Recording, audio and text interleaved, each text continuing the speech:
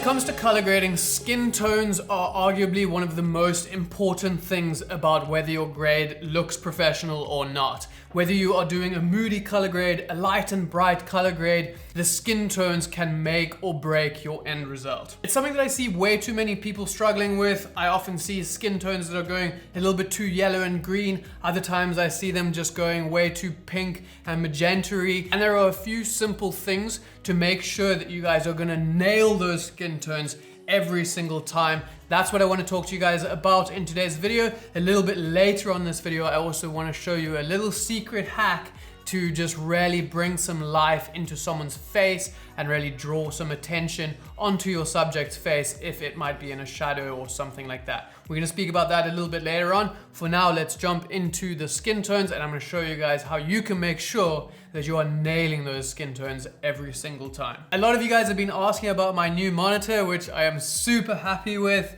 Color grading on this thing makes my life so much easier. It is the ViewSonic 38-inch true color 4K curved display monitor, and it is an absolute beast. ViewSonic is actually the sponsor of today's video, and if you guys want to check out their monitors like this one or any other ones, I'm going to leave their link down in the description. If you've ever done a color grade on your main editing PC and then maybe gone and watched that same video on a phone, on Instagram or someone else's computer, and it looks like way different, all the colors are different, this monitor is really going to be beneficial for a situation like that. This monitor is true color and it's been color calibrated, which means that it's going to be the most accurate representation of all of those colors. So when I'm color grading on here, I know that it's going to be true and I know it's going to work across the majority of different screens that people are going to be watching my content on.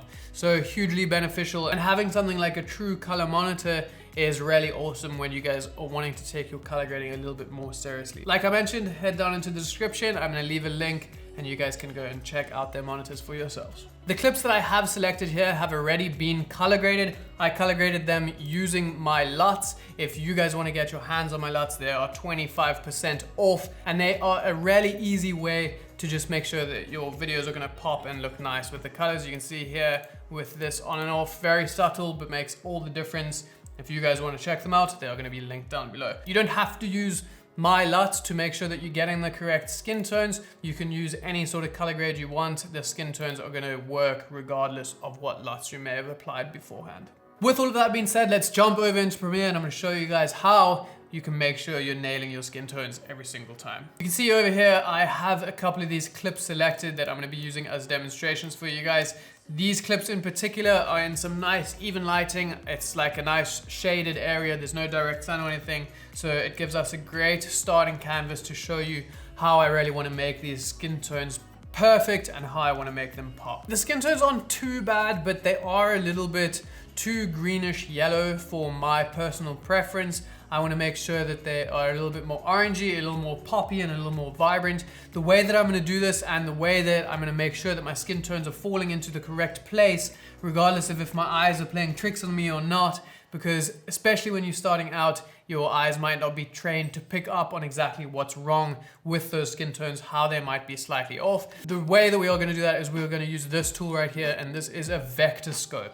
Hugely beneficial when you guys are doing skin tones in your color grading. If you do not have this up on your color grading panel, you can click on Lumetri scopes. You can right click and make sure that the vector scope is selected and it's gonna pop up. A very rough overview of how the vector scope works is this is a representation of the colors appearing on your screen, and this little burst is where your colors are kind of shifting out into those colors. Absolute middle being a no color at all, and as they shift further out, they are getting more and more saturated in that particular direction of color. You can see right here that we have a lot of greens and yellows because obviously we are in this forest. This line right here is going to be the line that you want your skin tones to fall on. That is where your skin tones are going to be most accurate and how you want them to look, regardless of if you are a light-skinned person or you have a slightly darker complexion. You generally are still going to be falling onto that line regardless. That is something that we need to look out for. And right now you can see that the colors are kind of all over the place. So what we're going to do to isolate just our skin tones, we are going to head over onto our HSL secondary tab, and we are going to select our qualifying tool by selecting this little dropper. And I'm basically just going gonna hold it down and select all of my skin here to make sure that I have selected any colors that are happening on my face and on some of my neck. And that's just gonna make sure that we've selected that. I can click on this to show everything that we are selected. If it hasn't selected enough, you can broaden your selection by playing with these a little bit. You can take away some of it, or you can add more in. And the next thing I'm gonna do is just denoise it to smooth out the edges, blur it a little bit to give it a bit of a nicer roll off into the colors that we haven't selected. And now you can see, if we look back at this vector scope, because we are only having our skin tones showing on screen, you can see that we are right here falling on this line. Now these skin tones in this video, they don't look too bad because it was shot in this like forest and there's a lot of greenery going on. There is a little bit of color cast happening onto my skin, and you can see that there's quite a lot of green here, and we're gonna sort that out and just take it away a little bit. The next thing that we are gonna do to start sorting out our skin tones is head over here to our color wheels. First thing I like to do is change my highlights, and generally as a rough overview, you should change your highlights to the color temperature that your video was actually filmed in. If I was doing it in something like this studio right here, I know that these lights are 5600 Kelvins, so that's gonna be like kind of down here. So I'm gonna move my highlights slightly down here into the blue. If you filmed this somewhere where it was maybe really warm, it was maybe like a sunset or something like that, you would shift it into whatever the appropriate kelvins of that temperature of light that you were in. The next thing I want to do is just move my shadows kind of into the red, just bring some life into this person, make sure it looks like they have some blood flowing through them, and it just is going to make that skin pop a little bit more orange. The midtones I might slightly shift into the orange, but I want to be careful to go too orange. And something else really useful here is if your subject is quite in shadow and getting lost in the background, you can use this midtones exposure wheel here to just darken your person or just lift them a little bit to draw slightly more attention to them so that they're not getting lost in the background. I can see now that if I click this off, this is looking a lot better, and if you see without it, it's looking much more rich, much more vibrant. A lot of those greens have been taken away. Now that we have our skin tones kind of how we want them, you can see that they are falling right here on the line where we want them to be. They could be slightly towards the red, but it's not too much, and I'm pretty happy with how they're looking.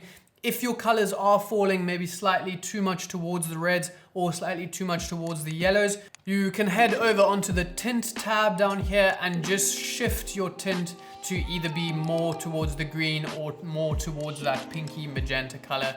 That's gonna shift this on either side of the line. I'm pretty happy with how this is looking. I'm gonna leave it exactly how it is. That's pretty much gonna be a sure way that you guys can know that your skin tones are correct. I'm really happy with that, and you guys can see that these skin tones look accurate. They look really nice, and they look how they should be. And by using this vector scope and this method, it's a sure way that you guys can know you're nailing those skin tones every time. I want to quickly show you that last hack that I spoke about and just show you how to really lighten up someone's face to draw more attention to it. You can see in the second shot that Hannah's kind of getting lost in the shade of her hat here, and I am much brighter than she is in this frame, and you're not really going to notice her, especially if she was talking or something in this frame. Your attention isn't automatically going to be drawn to her. So what I can do is actually head over onto our editing tab. I can make sure I have an adjustment layer above the clip that I'm wanting to affect. I can head over here to the Lumetri color tabs, and I can select this mask tool. And now I can make a roughly the same as Hannah's face shape mask. I don't want to go too specific onto the face, but just something like that, and I can feather it out to make sure that it's not too much of a harsh line. Once I have that mask selected around Hannah's face, I can head over to the color tab, and now I can start manipulating the colors that are gonna affect Hannah's face alone. So I could change the exposure and bring that up. I might be able to bring up my shadows, maybe tweak the colors, like add more of the orange back into it, or maybe blue if it was looking too orange.